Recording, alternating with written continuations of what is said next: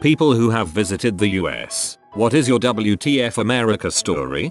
An awesome WTF. First time I got French toast while there I got a whole jug of maple syrup to myself. In Australia you get the smallest drizzle. I poured some on and tried to give it back to the waitress. She looked so confused. When I realized that it was all for me I drowned everything I could in maple. You're now an honorary American and Canadian all at once. I'm a Brit. Was amazed to see drive-through everything. I saw drive-through banks and pharmacies. Not criticizing at all, just surprised me. Cause they're in a hurry, dang it. I was at Disneyland on a school trip. If I walked a block and a half away I went from happiest place on earth to homeless people smoking crack at a bus stop. Went on a field trip to Seattle and Portland. While waiting for the bus in Portland some guy came up to ask for money. He didn't look homeless. When he didn't get anything he went over to a parked car and punched the window open. The bus took forever and the police ended up coming to arrest the guy. He resisted arrest and got tackled by the cops. It was crazy.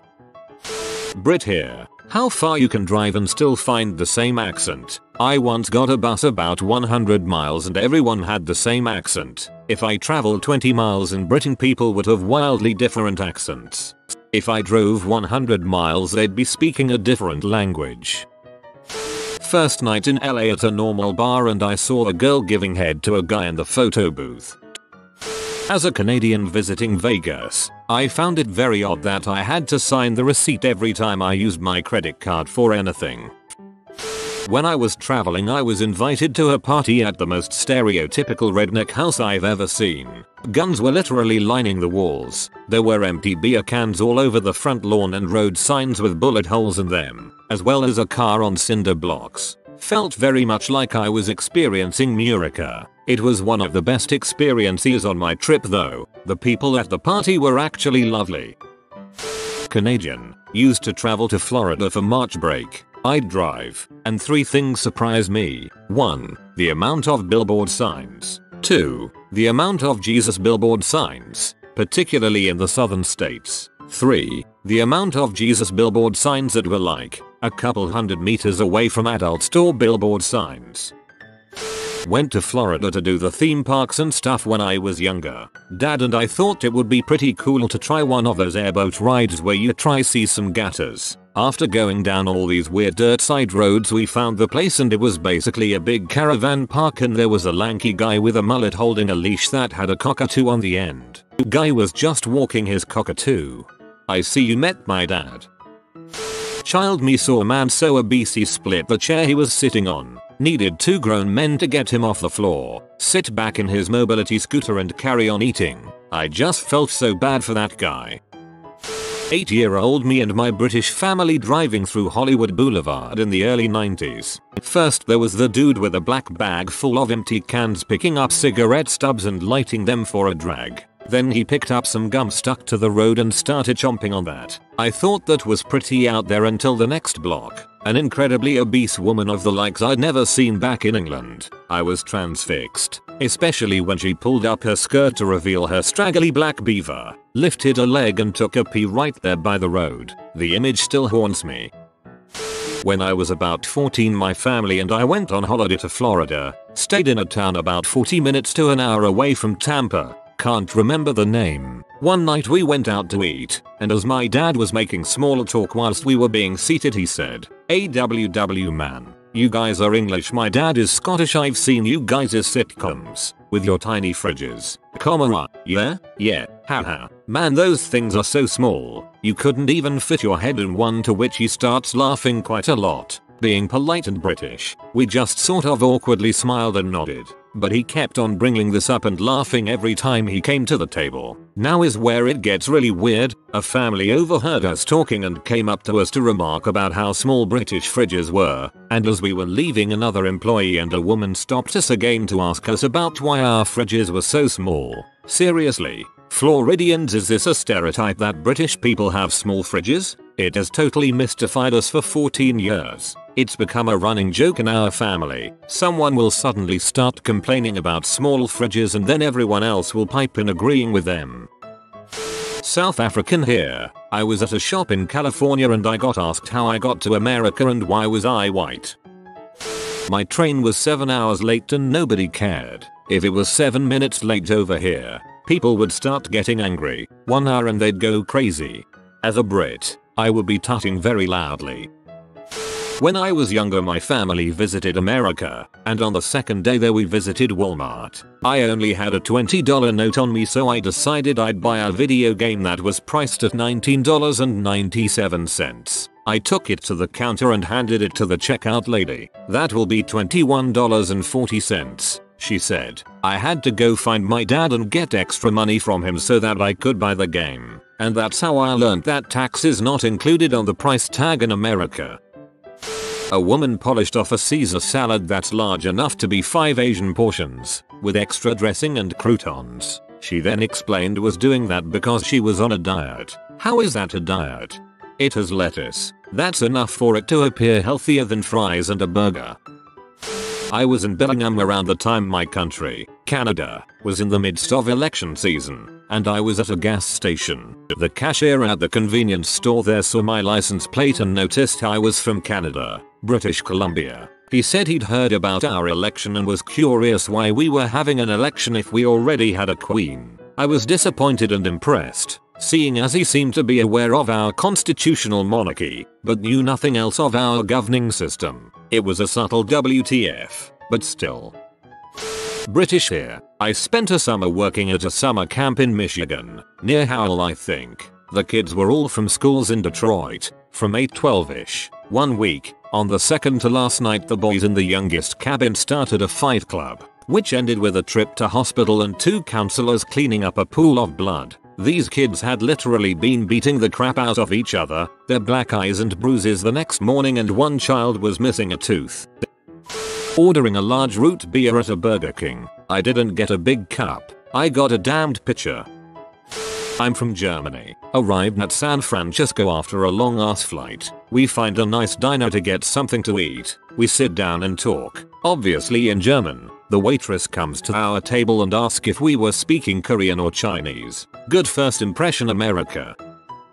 We were driving down from Canada. At one point, we needed to stop for gas. So we pull into this one gas station. It's kinda run down. In fact, the whole neighborhood is kinda run down. The gas station isn't exactly the nicest place, but gas is gas. My dad gets out and goes to pump it and the owner walks over. He's this black guy, kinda on the older side. He tells my dad in the nicest, most polite way he can that my dad actually wants to go to the gas station down the street. My dad asks what gas station down the street. The owner says the one by the arches. My dad shrugs, gets back in the car, and starts driving. Soon enough, it's clear what the guy meant. He meant the McDonald arches. As soon as we pass those, the streets are nicer and the stores and houses look a bit better too. We get gas and head on our way. The black guy was telling my white family to shop in the better maintained white part of town, rather than the poorly maintained black part of town. No, he was telling your white family that that neighborhood is extremely dangerous. Oh my god, you're Canadian. That's so cool. Can we have a picture with you? I've never met one before. Do you speak American and Canadian? You speak so well. I like your accent. I love you, my American friends. You make me feel more incredible than I actually am. Ignorance and awe are a delightful combination. In a bar in Erie, Pennsylvania, an old boy hears my accent and says, "You ain't from around here." "No, I'm from England." "Oh, okay, out of state." Well, he wasn't wrong. Walking into Walmart, the end. Canadian here, like 10 years ago, crossed the border to go to the Niagara Fashion Outlet Mall with a few friends. Hungry and hungover, we decided to eat at the first place we saw from the highway. 1/2 mile later we pull into the parking lot of the Old Country Buffet. We load up our plates and sit down. As I'm eating, I see this 400 lb plus guy sitting at a table placed very close to the serving trays. When his plate emptied, without getting out of his chair, he turned slightly, butted his plate up against the buffet table and dragged 3/4 of pizza off the pan, onto the buffet table and directly onto this plate. He turned right around and kept on eating like it was nothing. Creepily religious towns where Jesus is painted on the side of a shoe store and they give out Jesus pamphlets with your new shoes. An entire town, all Jesus up, like calm down. The bigger the Jesus sign, the less Christian they are. It's more like a call for help, like a Jesus bat signal. Brit here. A billion years ago, okay. 1981. I dated a girl, Julie, who ended up being sent to Bob Jones University in South Carolina by her missionary parents, as I was deemed to be a bad influence because I was into heavy rock, Rainbow, Deep Purple etc. and motorcycles. I used to call every weekend. They had a phone in her dormitory and one of the girls would answer and I'd ask to speak to Julie and they'd go like, "Oh my god, I love your accent. Say something else in English." When I eventually went over there, I was mobbed by Julie's fellow female students, but her brother was a real good old boy and met me outside the university a couple of days later with a shotgun and told me to get my limey butt back to England. Julie was struggling with her faith and I think this incident helped her to stay true. I never saw her again and she never spoke to me or returned my calls or letters. I still think about her every week.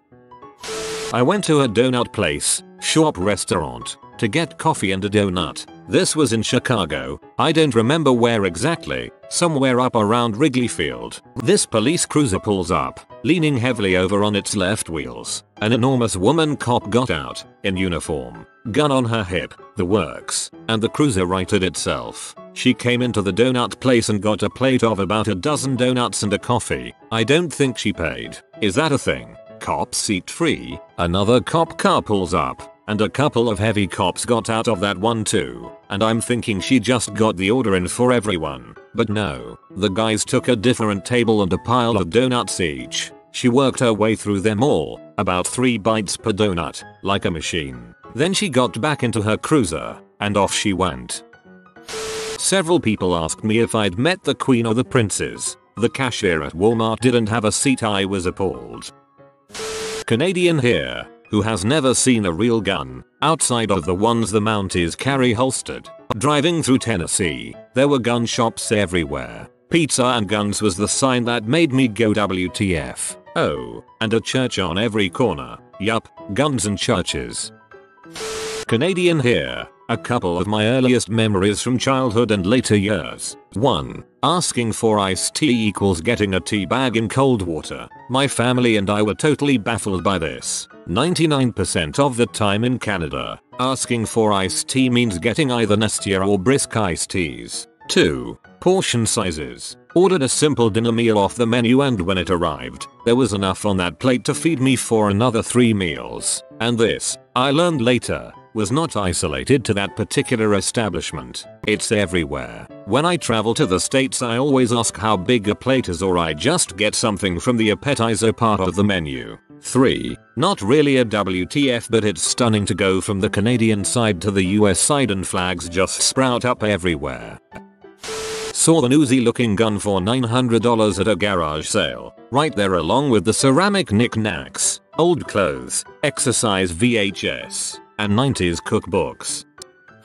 Visited New York this year and went down the US East Coast, Washington, Savannah, Boston and eventually Florida. Loved it and want to live there sometime, but 4 things kinda caught my eye. First was in Savannah. I crap you not, there is not a single grocery store or supermarket in that place. Literally survived on Subway while I was there. Second was in Florida. Saw a load of alligators in a lagoon type thing, and some bloke was just fishing there literally about 5 meters from them at their level. Weird, and although they're famous, while in New York there was the topless girls in Times Square, I knew of them, but in the UK I had just never seen that, so it wasn't a WTF moment but a surprising one nonetheless. Also saw the fattest person I've ever seen in my life there. Felt bad for them.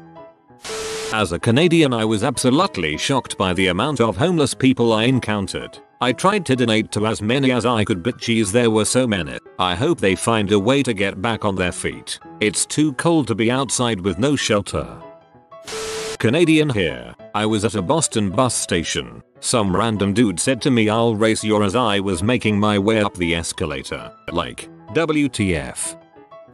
I went to Florida with my dad and brothers for 3 weeks. We spent the first week in Disney before venturing out into the wild world of Florida. On our first day outside of Disney World, we booked into a motel. Being 4 gormless Brits, we didn't realize this was our first mistake. First attempt to venture out to Orlando led us to the wrong motel. After the staff pointed this out to us, we were on the road again. Thankful we weren't staying in that crap hole, because it looked like a drug den.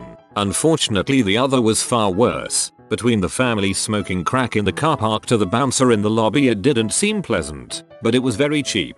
Undeterred, we got our key, found our room, and with bags in hands we unlocked the door and swung it open to find two half-naked, huge Americans sat on our beds eating tacos. The kindly gent was quick to tell us wrong door, brew out there, before realizing us having a key to their room meant they had no functional key. The wife's reassurance that it happens all the time was not reassuring. Turns out we were next door. We got our bags again, opened the door, flicked on the light and watched as the roaches scattered. The room smelled of death and my younger brother burst into tears. With the door open and our taco-loving friends next door, the crack family downstairs off their tea, he couldn't help but scream, "How do people live here?" He couldn't stop crying in the room. The provided air freshener did not help things. My dad finally accepted that we couldn't stay here if my brother couldn't stop crying.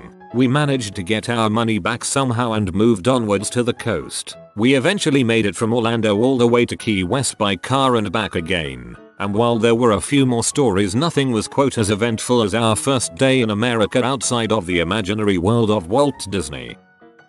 I went to Applebee's. Mistake number one, I guess. I was then served by a nice young lady called Brittany who asked me with a serious face if we have trees in Scotland. Husband and me, from Germany, did a road trip, and on one of the campgrounds was a group of guys and a girl in their mid-20s. They got a little drunk and were in a good mood around their campfire. One of them said, "And then I heard something in the bushes next to my house." I went inside, grabbed my rifle, and just bam bam bam I fired a few shots into the bushes. My husband is from England and he is amazed at how obsessed Americans are with peanut butter. Oh crap. I did an exchange program in Texas during high school, in a town of only 200 people. Mind you, we have native tribes where I live with more people than that. Anyway, the high school's football field was bigger than the rest of the school, including the old one. You've been visited by the toothpaste man. For good teeth and fresh breath, comment "Oh fresh." If you are new to the channel, you can subscribe. I publish new videos every day. Until then, check another video, or don't. Either way, have a great day, you magnificent people.